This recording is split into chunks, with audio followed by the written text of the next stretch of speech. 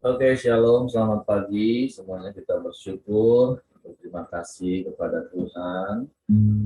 Pagi hari ini kita boleh bangun lagi dengan tubuh yang diberkati, dengan kekuatan kesehatan yang baru yang datang daripada Tuhan. Kita bersyukur karena kasih karunia Tuhan yang terus dinyatakan di dalam hidup kita. Kita bersyukur buat anugerah Tuhan yang Tuhan nyatakan dalam hidup kita. Hanya oleh karena kuasa darah Yesus kita ditebus, kita layak menghampiri tahta kasih karunia Tuhan. Kita boleh menikmati hadirat Tuhan setiap saat, setiap waktu dalam hidup kita.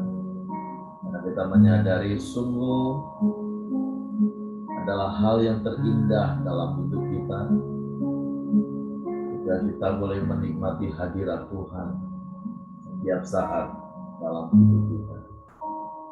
Sebab itu adalah sepanjang umur hidup kita mau terus tinggal dalam hadirat Tuhan. Bapa, kami bersyukur, kami berterima kasih kepadamu. Terima kasih buat sepanjang malam tidur nyenyak yang kau berikan bagi kami. Terima kasih pagi hari ini kami boleh bangun dengan tubuh yang diberkati, dengan kekuatan kesehatan baru yang datang daripada-Mu. Terima kasih kami boleh terus tinggal dalam hadirat-Mu, menikmati kasih-Mu, menikmati kuasa-Mu, menikmati kebajikan dan kemurahan-Mu, menikmati kasih setia-Mu yang tidak pernah berkesudahan. Sungguh saat yang terindah dalam hidup kami, saat kami boleh tinggal di dalam hadirat-Mu. Kami di dalam Engkau dan firman-Mu di dalam kami. Dan kami menikmati damai sejahtera dalam hidup ini. Dan itu tidak lagi ditentukan oleh apa yang terjadi di sekeliling kami. Tapi itu sangat ditentukan karena kami tinggal di dalam Engkau dan firman-Mu di dalam kami. Suatu pagi hari ini kami naikkan ucapan syukur kami kepadamu. Pagi hari ini kami naikkan penyembahan kami. Dan biarlah itu menyenangkan dan menyukakan hati-Mu. Dan Engkau dipermuliakan. Terima kasih Tuhan. Saat indah ku berhadapan denganmu,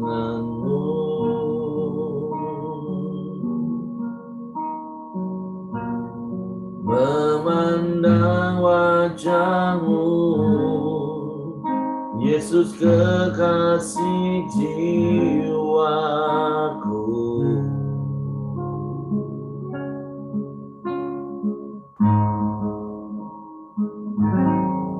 Bawa daku erat dalam pelukan-Mu,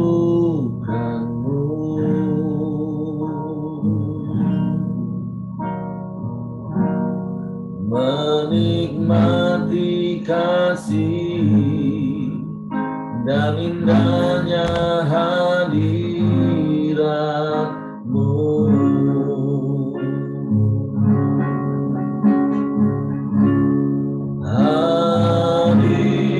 Hadirat-Mu Tuhan,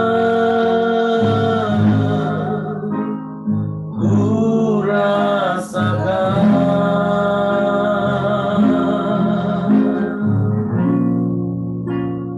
kekudusan-Mu Bapa, penuhiku.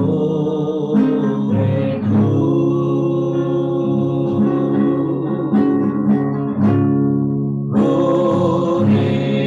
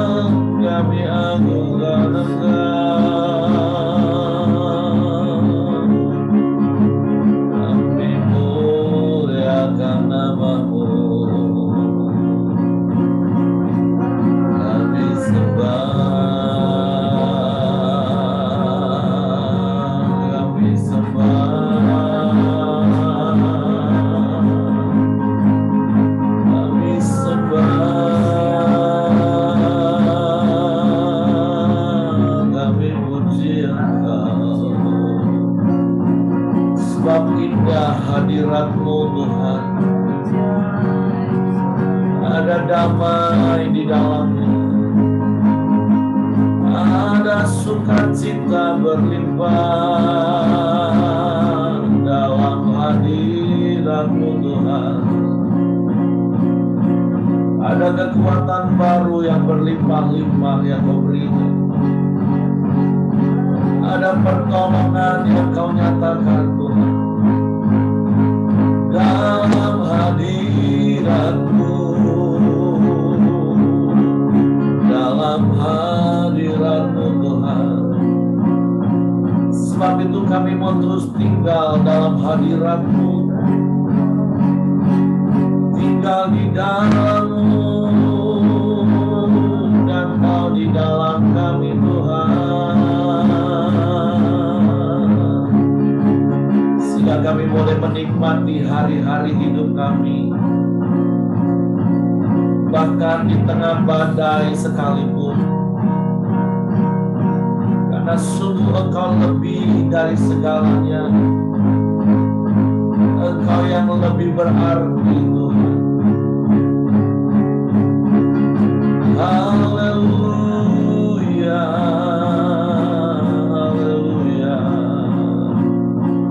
Kami sembah Kau, kami sembah, kami sembah.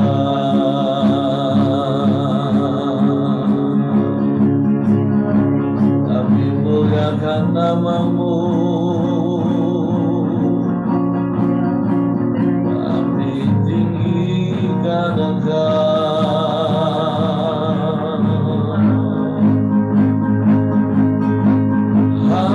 Haleluya, haleluya.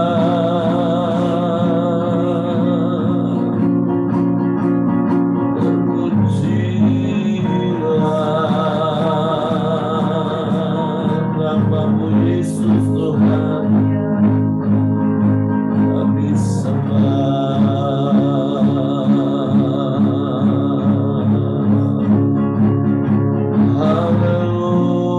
Haleluya, haleluya, haleluya.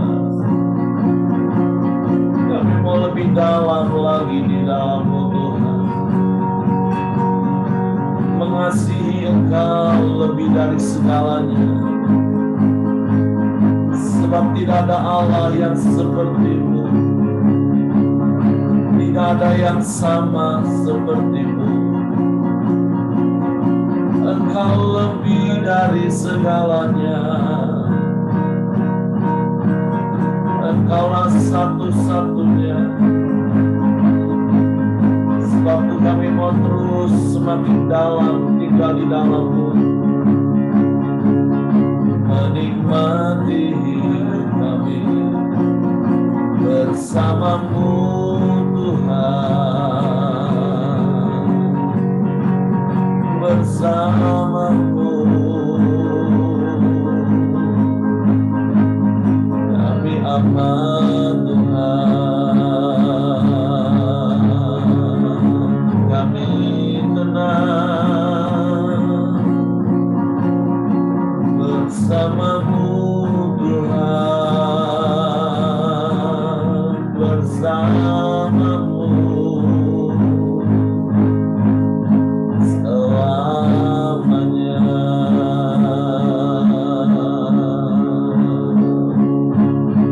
Haleluya, haleluya.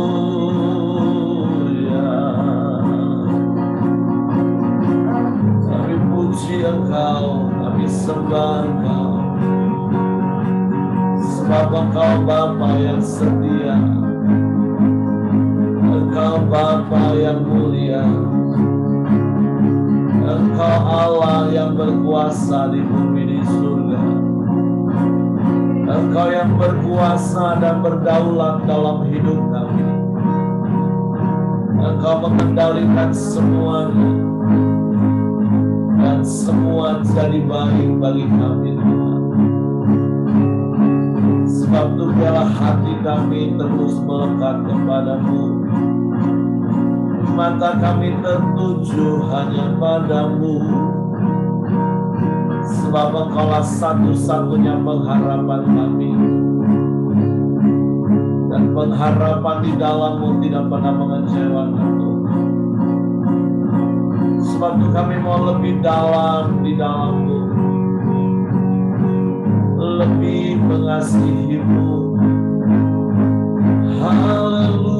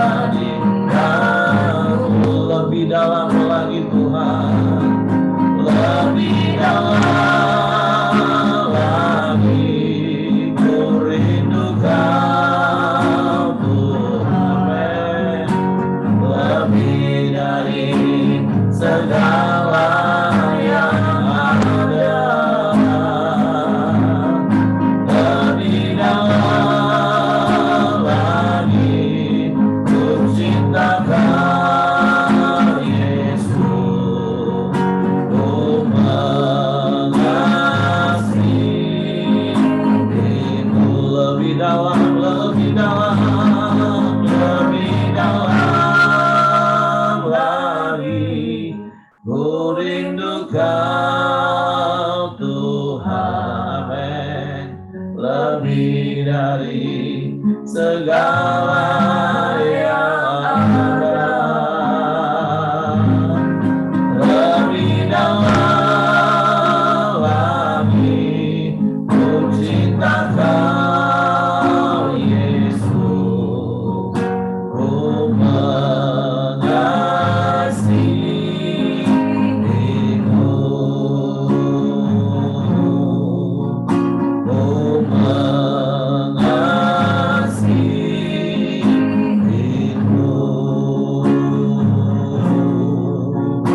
ku mengasihimu.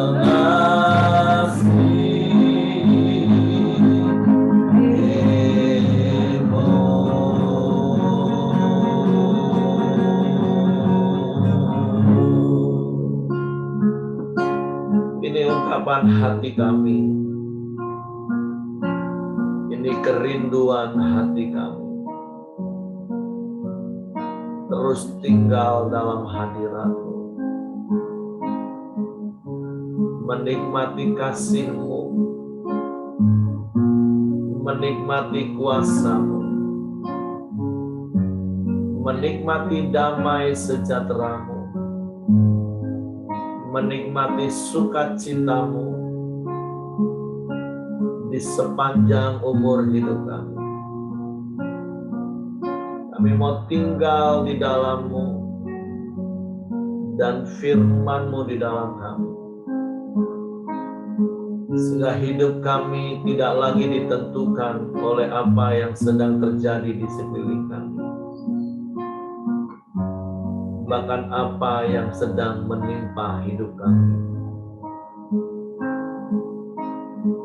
Biarlah hidup kami hanya ditentukan oleh karena Engkau ada bersama dengan kami. Dan itu lebih dari cukup bagi kami. Sebab itu kami mau lebih dalam lagi mengenal-Mu secara pribadi, sehingga kami dapat percaya dan mempercayakan hidup kami sepenuhnya ke dalam tangan. Sungguh aman kami di dalam-Mu, Tuhan. Sungguh hati kami tenang, jiwa kami tentram di dalam-Mu. Sebab itu Bapa, kami bersyukur, kami berterima kasih kepada-Mu pagi hari. Terima kasih buat kasih karunia-Mu, kasih setia-Mu, penyertaan-Mu, perlindungan-Mu, pemeliharaan-Mu yang terus Engkau nyatakan dalam hidup kami. Sebab itu biarlah seumur hidup kami bersama-Mu. Sebab Engkau Allah Immanuel bagi kami, yang sedetik pun tidak pernah meninggalkan dan membiarkan kami, tapi Engkau selalu ada bagi kami. Bapa, terima kasih pagi hari ini. Kami mau siapkan lagi hati kami untuk ditaburi dengan benih firman-Mu. Sebab itu Roh Kudus tolong kami untuk kami mengerti, untuk kami memahami firman-Mu, sehingga kami percaya firman-Mu, sehingga otomatis kami lakukan firman-Mu di sepanjang umur hidup. Kami sambut firman-Mu di dalam nama Yesus Tuhan. Haleluya, haleluya, haleluya. Amin. Oke, silakan Pak Ramli. Baik, selamat pagi Bapak Ibu, saudara sekalian. Senang sekali bisa kembali berkoramdio pagi. Kita akan melanjutkan renungan kita pada hari ini, hari Jumat, tanggal 1 Oktober. Kita sudah melewati malam G30 SPKI, dan hari ini, maaf,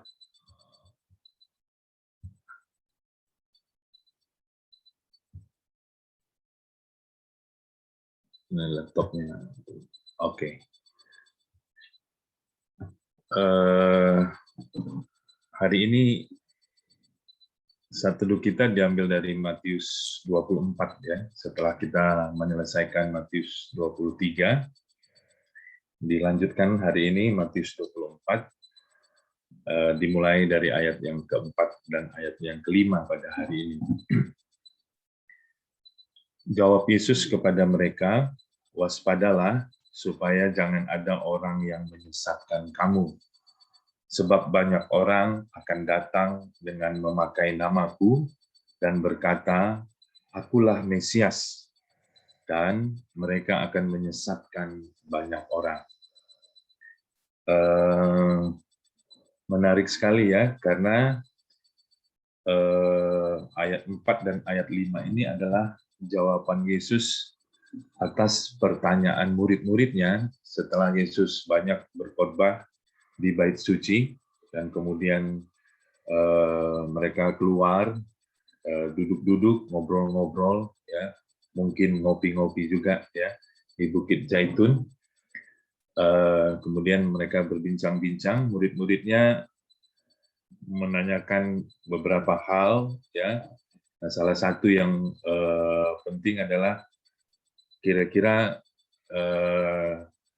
tanda-tanda kedatangan Tuhan yang kedua kali itu seperti apa, atau tanda kesudahan dunia ini seperti apa. Dan Yesus menjawab, yang pertama adalah tanda-tanda kedatangan Tuhan Yesus yang kedua kali adalah munculnya banyak penyesat. Nah, ini menarik juga ya. Jadi, munculnya banyak penyesat itu merupakan tanda bahwa kedatangan Tuhan Yesus yang kedua kali itu sudah sangat dekat, ya.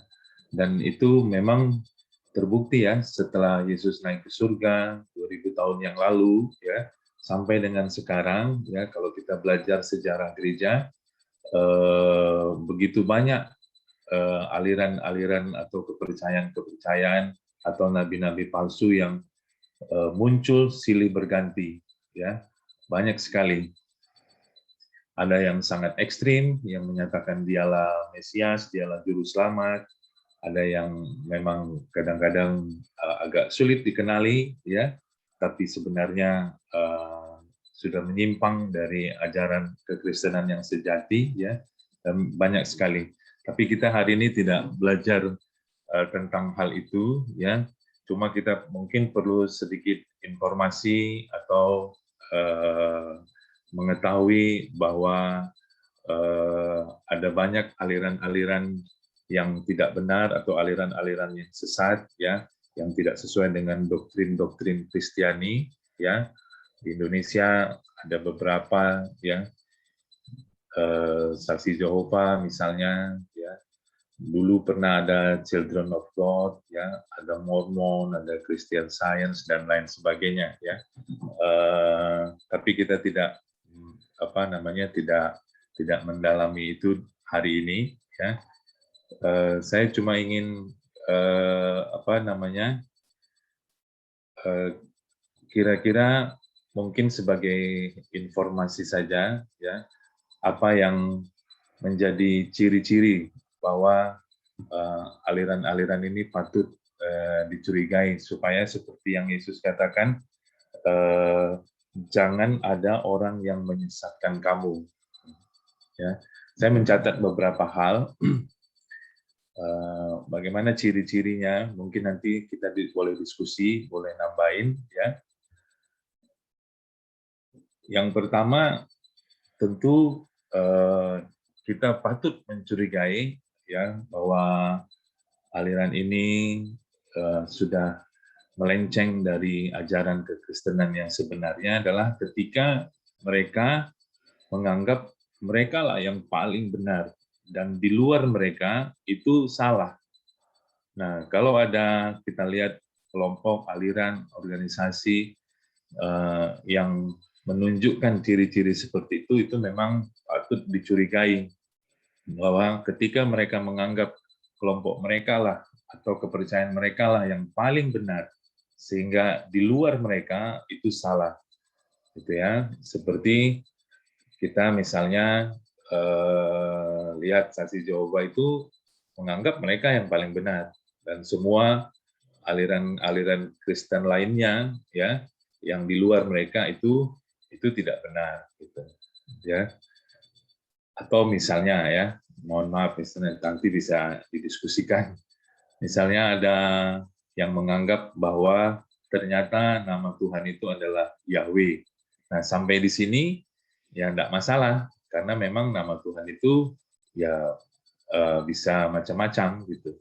Tapi ketika dia menganggap bahwa orang lain tidak memanggil Tuhan Allah dengan nama Yahweh itu salah, nah di situ mungkin problemnya ya, di situ persoalannya ya. Jadi sekali lagi ciri yang pertama adalah kalau ada kelompok yang mengatakan bahwa dia yang paling benar dan di luar itu tidak benar, nah itu memang kita perlu mengenalinya, ya perlu waspada seperti yang Yesus nasihatkan. Yang kedua cirinya apa? Saya mencatat yang kedua cirinya adalah pengikutnya menjadi militan. Ya, menjadi militan maksudnya memang apa istilahnya ya? Menganggap pemimpinnya itulah yang paling benar gitu ya. Bahasa sehari-hari mungkin mendewakan pemimpinnya ya. Jadi nah ini kita perlu belajar. Saya juga perlu belajar, kita semua perlu belajar bahwa kita tidak mengkultuskan seorang pemimpin gitu. Kita harus militan kepada Tuhan Yesus, tapi kita tidak boleh mengkultuskan pemimpin. Sehebat apapun dia berkhotbah, sehebat apapun pengajarannya, sehebat apapun karismanya, leadership-nya, ya, belas kasihannya, tapi kita tidak boleh mengkultuskan. Kita hanya boleh militan kepada Tuhan Yesus, tapi tidak boleh mengkultuskan atau militan buta ya kepada satu-satu orang gitu ya. Nah itu yang perlu kita waspadai. Nah yang ketiga menurut saya cirinya adalah seperti ini. Mereka menganggap kebenaran-kebenaran yang mereka percayai itu betul-betul benar kalau mendapat banyak penentangan atau penolakan. Ya, jadi mereka menganggap, saya ulangi ya, mereka menganggap bahwa kebenaran-kebenaran yang mereka percaya itu betul-betul benar ketika mereka mengalami banyak penolakan, ketika mereka mengalami banyak penentangan-penentangan. Semakin ditolak mereka, mereka menganggap itulah kebenarannya. Ya, makanya misalnya seperti saksi Jehovah kita mengenal mereka begitu militan door to door yang mengabarkan kebenaran yang mereka anggap benar dari pintu ke pintu, diusir diusir datang lagi karena mereka sudah dicuci otaknya, sudah didoktrin bahwa ketika kita ditolak, ketika mereka ditentang, mereka sedang berada di jalur kebenaran. Nah itu ini ya cukup berbahaya ya. Jadi tiga hal ini yang mungkin perlu kita pelajari, yang perlu kita waspadai dari apakah ya sesuatu aliran ini, suatu ajaran ini benar atau sudah melenceng dari yang seharusnya. Ya, itu hal kedua yang saya dapat dari ayat 4 dan ayat yang kelima ini. Ya, nah poin yang ketiga tentunya ini bagi kita yang perlu kita diskusikan bersama. Ya, bagaimana caranya supaya kita bisa terlindung dari ajaran-ajaran sesat, ya, supaya kita bisa ya bahasa kalau terjemahan-terjemahan yang lain dikatakan menyesatkan itu menipu orang gitu, supaya kita tidak tertipu gitu dengan ajaran-ajaran yang kelihatannya benar tapi sebenarnya sudah melenceng. Bagaimana kita supaya terlindung ya? Saya renung-renungkan, maka Yesus mengatakan seperti ini, waspadalah supaya jangan ada orang yang menyesatkan kamu. Nah, waspada ini, istri saya bilang tadi malam, waspada ini kan sebenarnya lebih tinggi levelnya dari sekedar berhati-hati, gitu ya. Kalau berhati-hati, oke, kita harus berhati-hati, tapi waspada ini kita awareness kita, kewaspadaan kita itu lebih tinggi. Gitu. Jadi kita perlu waspada terhadap hal ini. Bagaimana wujud daripada waspada, ya, supaya kita terlindung daripada ajaran-ajaran yang salah. Maka saya mendapatkan tidak ada jalan lain, ya, supaya kita terlindung dari Mesias palsu, nabi palsu, ajaran palsu, maka kita harus mengenal dengan sungguh-sungguh yang asli. Yang asli itu harus kita kenal. Supaya kita ketika ditawarkan yang asli, yang palsu, kita tahu bahwa oh enggak, bukan itu yang asli. Inilah saya sudah kenal yang asli itu seperti apa.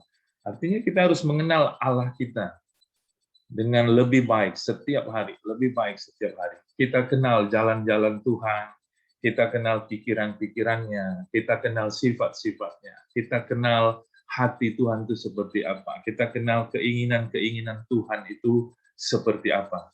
Nah, itu tanggung jawab kita. Itulah bentuk kewaspadaan kita. Kita mau kenal Tuhan setiap hari sepanjang hidup kita, sehingga pengenalan kita akan Tuhan itu semakin bertumbuh dari hari ke hari. Ya, saya menganggapnya seperti ini. Ya, bagi yang sudah berpasangan tentunya, kita tentu mengenal pasangan kita ya. Sudah sekian tahun kita berkeluarga bersama, tidur sama ya, satu tempat tidur ya. Kita pasti mengenal secara fisik, misalnya suaranya kita kenal, nada bicaranya kita kenal ya. Cara jalannya kita kenal, bentuk fisiknya dari jauh juga kita kenal ya. Nah, kemudian hal-hal yang apa namanya? Hal-hal karakternya kita kenal, sifat-sifatnya, kapan dia marah, kapan dia sedih ya. Perubahan sedikit aja dari raut wajahnya kita tahu dia ini sedang kesel, kita sedang marah, dia sedang marah dan lain sebagainya. Ya, sampai-sampai mungkin saya berpikir seperti ini ya, apakah misalnya ya, tapi saya percaya jawabannya adalah iya ya, apakah misalnya kalau pasangan kita itu di cloning ya, oh ya di cloning ya, itu dibuat apa namanya, dibuat palsunya gitu, misalnya teknologi cloning sudah ada lah ya, sudah benar ya, ini misal ya, bukan benar-benar ya, saya yakin ya, teknologi cloning sehebat apapun tidak bisa menyerupai 100% ya aslinya. Pasti ada hal-hal yang tidak bisa ditiru ya oleh teknologi cloning apapun juga ya. Sehingga maksud saya ilustrasi ini ingin membawa kita untuk kita betul-betul mengenal pasangan kita sehingga ketika dikasih yang palsu kita tahu ini bukan pasangan saya, ini bukan istri saya, ini bukan suami saya gitu. Jadi poinnya apa? Poinnya adalah yuk hari ini kita belajar ya untuk lebih lagi mengenal Allah sungguh-sungguh ya, sehingga ketika muncul Allah-Allah palsu, nabi-nabi palsu, Mesias-Mesias palsu, kita tahu bahwa itu adalah sesuatu yang bukan berasal daripada Allah. Ya, Daniel 11 ayat 32 bilang seperti ini. Dan orang-orang yang berlaku fasik terhadap perjanjian akan dibujuknya sampai murtad dengan kata-kata licin. Tetapi umat yang mengenal Allahnya akan tetap kuat dan akan bertindak. Jadi penting sekali supaya kita mengenal Allah kita dengan lebih lagi, lebih lagi, dan sekali lagi ketika ditawarkan yang palsu, ketika muncul yang palsu, kita dengan mudah ya, mudah tahu bahwa ini nggak benar. Jadi jangan takut ya, jangan takut sepanjang ada Roh Tuhan di dalam hati kita dan kita pengenalan kita akan kepada Bapa di surga semakin baik, kita akan terlindung dari apapun bentuk ajaran-ajaran palsu. Nah, bagaimana caranya supaya kita bisa mengenal Allah dengan baik? Tentu saya mencatat ada dua hal. Yang pertama, tidak lain tidak bukan kita belajar firman Tuhan sungguh-sungguh. Belajar firman Tuhan. Ketika kita belajar firman Tuhan, iman kita semakin kuat, semakin teguh, nggak gampang digoyahkan oleh ajaran-ajaran lain. Salah satunya tentu lewat Korang Deo ini. Mari kita terus lakukan dengan setia, kita belajar sungguh-sungguh setiap hari, setiap saat. Kita belajar firman Tuhan. Itu yang pertama, supaya kita bisa mengenal Allah. Yang kedua, supaya kita bisa mengenal Allah adalah kita belajar dari pengalaman-pengalaman pribadi setiap hari. Ya, izinkan Tuhan untuk apa? Membawa kita kepada pengalaman-pengalaman pribadi. Kalau kita punya masalah, jangan buru-buru cari pertolongan dari manusia. Jangan buru-buru cari pertolongan dengan jalan pintas ya. Tapi selalu minta tuntunan Tuhan, selalu minta arahan dari Tuhan, selalu minta pimpinan daripada Roh Kudus ya, sehingga kita punya pengalaman-pengalaman yang yang indah bersama Tuhan setiap hari. Sama seperti Tuhan Yesus kan. Tuhan Yesus penuh dengan Roh Kudus, kita tahu ya. Dan dia punya banyak pengalaman sebelum dia terjun ke dunia pelayanan ya. Dia dibawa oleh apa ya? Dia dibawa oleh iblis kemana? Ke padang gurun ya. Untuk apa? Untuk dicobai. Tuhan izinkan dia untuk dicobai dan dia akhirnya menang. Menang terhadap apa? Terhadap keinginan daging, terhadap keangkuhan hidup, terhadap keinginan mata, dan dia menang. Kita pun perlu menang setiap hari terhadap 3 akar dosa tersebut ya, supaya kita punya pengalaman-pengalaman yang intim bersama dengan Tuhan. Mungkin itu saja yang bisa saya sampaikan ya. Mudah-mudahan kita bisa belajar sama-sama pada hari ini bahwa banyak ajaran-ajaran sesat ya, tapi kita nggak usah takut, kita akan terlindungi kalau kita waspada dengan lewat mengenal Allah sungguh-sungguh di dalam hidup kita. Puji Tuhan, saya kembalikan kepada Pak Eri. Oke, terima kasih Pak Ramli. Tentu ini sudah lengkap dari apa yang Pak Ramli sampaikan, bahwa memang hari-hari ini kita sedang lihat penggenapan firman Tuhan, apa yang dikatakan Yesus 2000 tahun yang lalu, bahwa di hari-hari terakhir akan banyak orang-orang yang mengaku bahwa dirinya Mesias untuk menyesatkan. Jadi Pak Ramli juga sudah sampaikan ciri-ciri penyesatan itu seperti apa, dan hal yang harus kita lakukan adalah waspada. Dan aplikasinya ya kita belajar firman Tuhan, mengenal kebenaran yang sejati itu, sehingga ketika kita diperhadapkan dengan hal-hal yang palsu, kita bisa segera tahu. Karena seperti Pak Ramli tadi katakan, penyesatan itu kan artinya menipu. Dan orang yang tersesat dan tertipu itu biasanya nggak sadar. Kalau orang sadar dia sedang tertipu, ya itu nggak bakalan pernah tertipu. Tapi masalahnya itu tadi, ketika kita nggak waspada, kita nggak berjaga-jaga, kita tidak mengenal yang sejati, ya kita mudah sekali tertipu. Jadi seperti Pak Ramli tadi katakan, yuk silakan Bapak Ibu, kita boleh diskusi, kita boleh ngobrol, melalui ayat ini apa sih yang Tuhan mau ingatkan kepada kita. Waktunya sudah singkat, dan sekali lagi konteks ayat ini katakan akan datang orang yang mengaku-ngaku sebagai Mesias. Mesias itu artinya pembebas.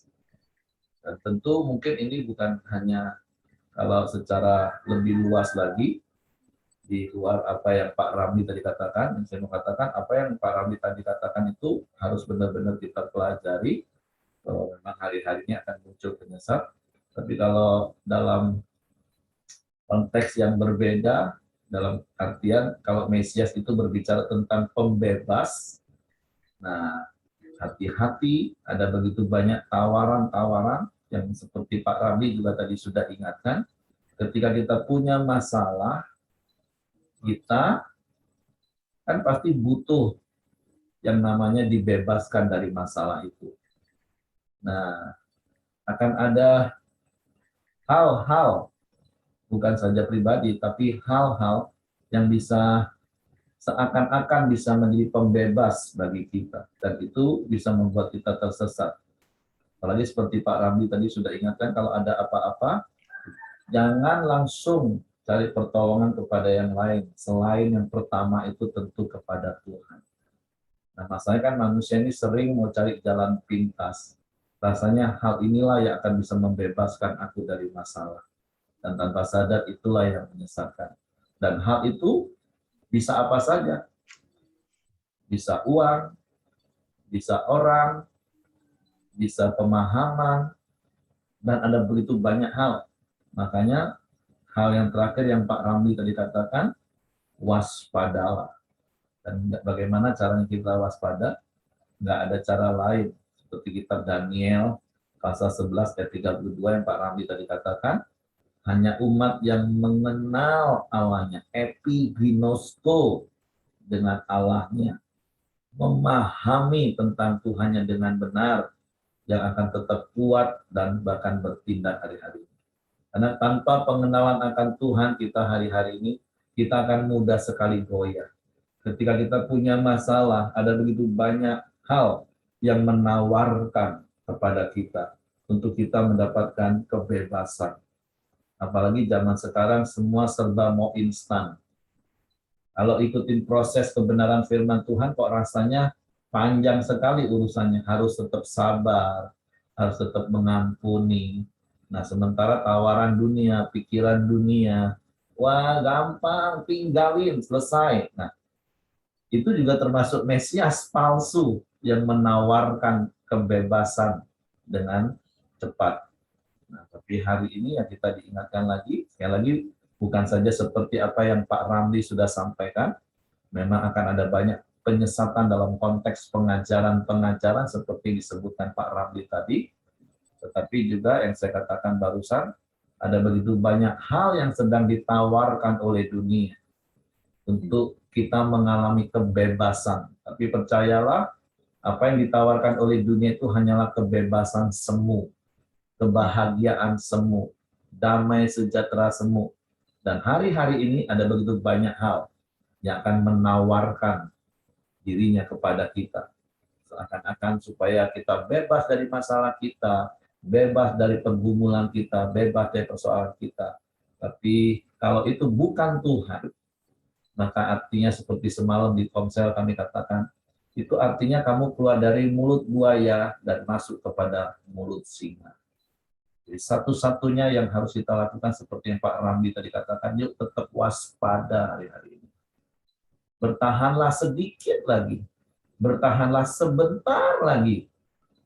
Dan seperti semalam juga dikatakan, udah capek Pak, udah bertahun-tahun masa lalu. Masa lalu itu kapan? Masa lalu itu bahkan kemarin saja sudah masa lalu. Nah, tapi hari ini, karena kita tidak bisa merubah masa lalu kita, tapi kita bisa menetapkan langkah untuk masa depan kita. Jadi hari ini jangan salah ambil keputusan untuk gampang sekali cari kebebasan, tapi waspadalah, waspadalah. Seperti Bang Napi jadinya, waspadalah, waspadalah. Kejahatan tidak terjadi. Karena apa? Karena direncanakan, tapi ketika ada kesempatan. Dan manusia kan berusaha cari kesempatan yang paling gampang. Di pagi hari ini dalam kebenaran firman Tuhan mengingatkan kita, apa yang disampaikan Pak Ramli secara teologis dalam hal-hal pengajaran, Dan tentu apa yang saya sampaikan tadi secara aplikatif. Nah, silakan mungkin Bapak Ibu juga mau menambahkan sesuatu dari apa yang firman Tuhan katakan. Oke, Ibu Midianti, silakan.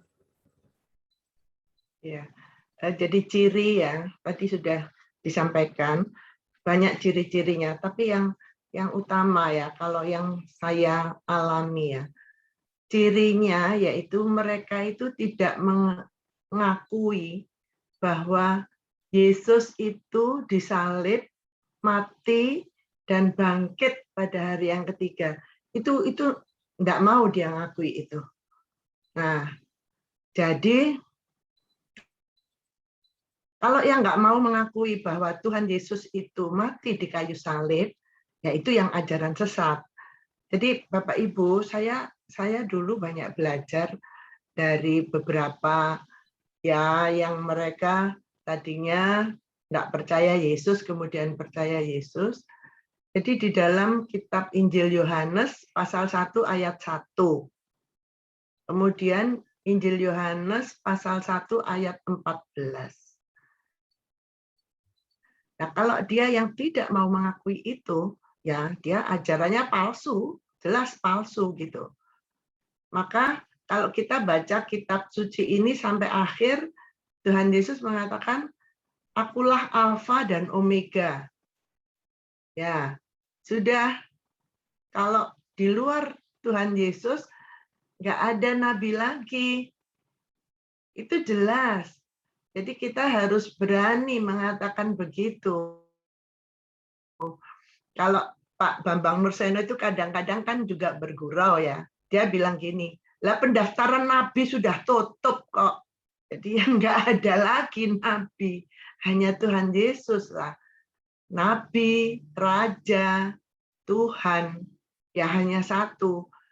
Maka di luar itu palsu. Nah itu yang saya pegang selama ini. Terima kasih, puji Tuhan. Jadi apa yang disampaikan oleh Ibu Midianti barusan itu tentu bicara tentang fanatisme kita. Fanatisme itu kan harus ke dalam, keyakinan. Nah, it's okay, itu nggak salah.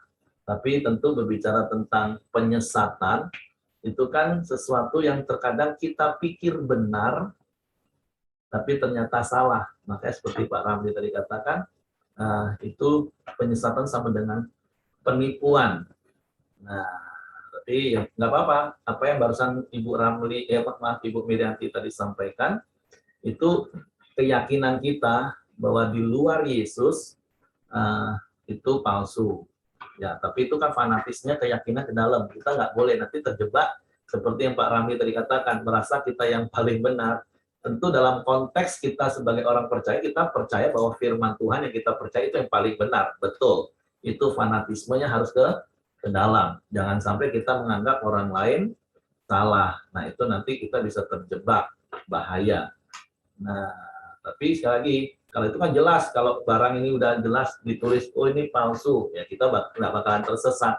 Tapi yang menyesatkan kita itu yang justru seringkali yang kita pikir itu benar. Nah, sehingga kita bisa tersesat. Makanya seperti Pak Ramli tadi katakan beberapa ciri-cirinya ajaran-ajaran sesat. Dan itu dalam konteks mereka ngomong di dalam komunitas Kristen, seperti aliran-aliran yang disebutkan oleh Pak Ramli tadi kan.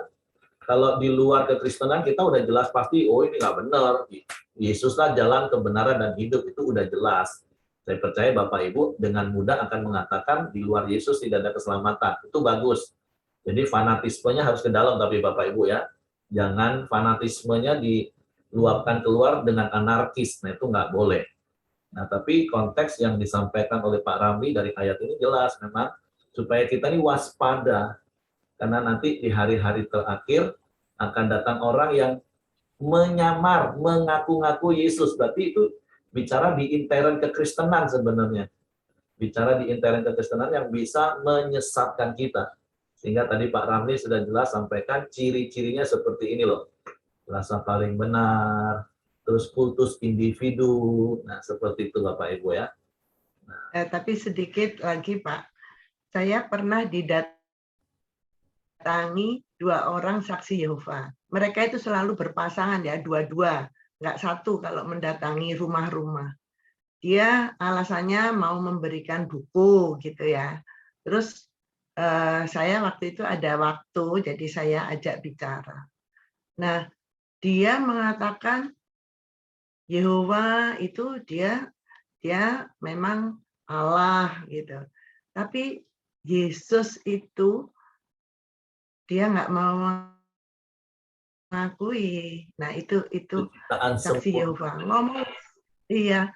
Jadi ngomong apapun gitu, kalau kita ngomong Tuhan Yesus mati di kayu salib sebagai juru selamat kita yang membawa kita kepada Bapa di surga, nggak mau itu.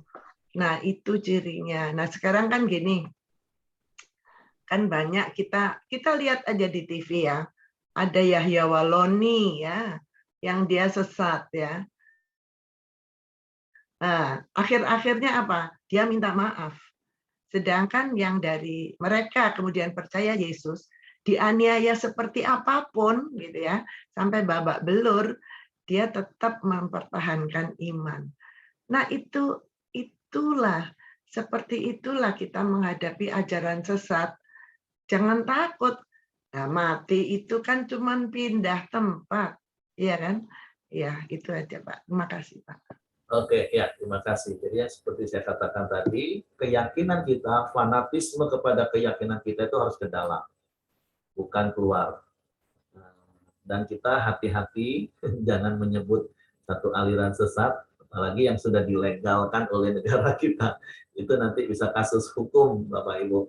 Jadi hari ini firman Tuhan kan mau mengingatkan kitanya supaya kita waspada, supaya kita tidak tersesat, tidak tertipu. Sehingga tadi Pak Ramli sudah sampaikan gimana caranya? Ya kenali kebenaran sejati. Gimana caranya? Belajar firman, terus hidup di dalam komunitas, hidup dalam tuntunan Roh Kudus. Nah, hidup belajar dari tokoh-tokoh yang memang benar-benar hidup sesuai firman. Apa? Nah, seperti yang Pak Ramli tadi katakan, kita harus belajar tentang uang asli itu seperti apa, sehingga nanti ketika melihat uang yang kok berbeda dengan yang asli, oh berarti itu palsu. Nah, dan kita nggak akan memakai uang palsu itu. Nah, begitulah yang harus kita lakukan hari-hari ini. Karena memang akan banyak penyesatan.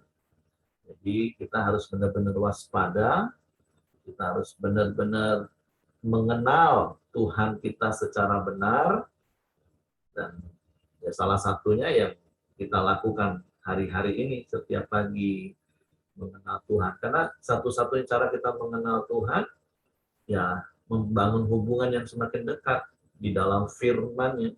Karena seperti ayat yang disampaikan Ibu Milianti tadi ya, Yohanes 1 ayat 1 dan ayat 14, bahwa firman Tuhan itulah Tuhan sendiri. Bagaimana kita bisa mengenal Tuhan?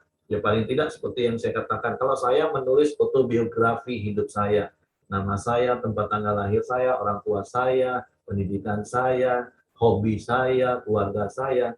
Nah, ketika Bapak Ibu baca, paling tidak Bapak Ibu bisa tahu siapa saya. Tapi kan bukan hanya sekedar tahu, tapi epiginosko, memang ada hubungan pribadi yang membuat semakin memahami lebih dalam lagi. Karena seperti Pak Ramli tadi katakan, kalau sampai sempat contoh istri saya di cloning nih, saya bisa bedain nggak istri saya? Jadi sambil Pak Ramli ngomong, saya juga ngobrol, kira-kira apa ya bedanya ya? Karena itu kan diambil dari gen, DNA-nya. Sifatnya jangan-jangan bisa sama, gerakan motoriknya pasti juga sama. Tapi yang saya katakan tadi, mungkin pengenalan kamu kepada Tuhan itu akan membuat kamu berbeda dengan cloning kamu. Karena artinya dia di cloning itu berarti kan natural kamu, waktu kamu belum kenal Tuhan. Emosiannya seperti apa, pengendalian dirinya seperti apa. Tapi ketika diperhadapkan, ya saya akan tahu ketika kedewasaan rohani itu yang berbeda. Karena makhluk yang cloning tadi kan belum mengenal Tuhan secara pribadi. Nah, itu sih menurut saya. Makanya sama, kalau diperhadapkan, oh ini Tuhan, banyak Tuhan nih. Tapi kan Tuhan yang selain di dalam Yesus itu kan, balik-balik ini fanatisnya ke dalam ya. Agama itu kan semua cara manusia mencari Tuhan. Makanya bisa berbeda-beda semua pikiran dan konsepnya. Karena masing-masing manusia punya pemikiran dan konsep gimana caranya mencari Tuhan. Tapi kekristenan, saya tahu itu bukan sekedar dan bukan hanya agama. Karena kekristenan itu Tuhan yang mencari manusia. Tuhan yang turun ke dalam dunia dalam rupa Yesus, mati di kayu salib, mencurahkan darahnya menebus hidup kita, dan hari ketiga dia bangkit naik ke surga, dan dia berjanji akan datang kembali, dan waktunya sudah sangat singkat. Jadi sekali lagi, waspadalah, waspadalah. Semakin dalam kita mengenal Tuhan, kita akan semakin kuat, tidak akan tersesat hari-hari ini. Karena berkali-kali saya katakan, iblis itu bukan cuma mau menyesatkan jalan kita lagi. Kalau saya percaya bapak-bapak, ibu-ibu yang di tempat ini, jalannya nggak akan tersesat lagi. Nggak akan melakukan dosa lagi maksudnya. Ditipu, yuk lakukan dosa. Nggak lagi sudah levelnya. Kita ini level orang pilihan. Tapi Matius 24 nanti juga akan ketemu ayatnya. Sekiranya mungkin orang-orang pilihan itu yang akan tersesat. Apa yang disesatkan? Pikirannya. Melalui hal-hal yang terkamuflase, seakan-akan benar, tapi ternyata nggak benar. Nah, ciri-cirinya tadi Pak Ramli sudah sampaikan. Nah, dan caranya supaya nggak tersesat, Pak Ramli juga sudah sampaikan. Yuk, kita sama-sama lakukan. Amin. Oke, itu saja. Mungkin ada yang lain. Kalau tidak ada lagi, saya serahkan kepada Hengki. Oke, mari kita satukan hati dalam doa. Silakan John.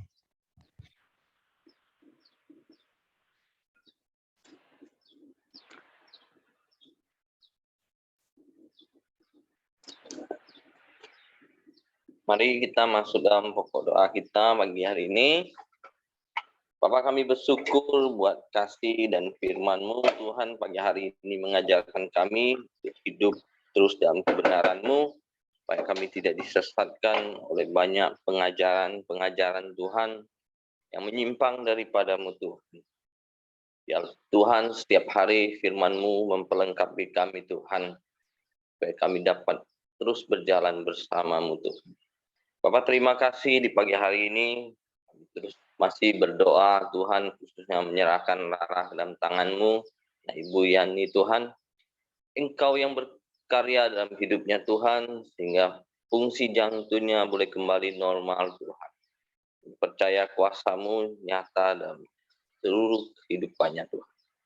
Terima kasih juga Tuhan Yesus, pagi hari ini juga kami berdoa menyerahkan perjalanan Ibu Miranti ke Jombang, Tuhan, menjalankan setiap tugasnya, Tuhan.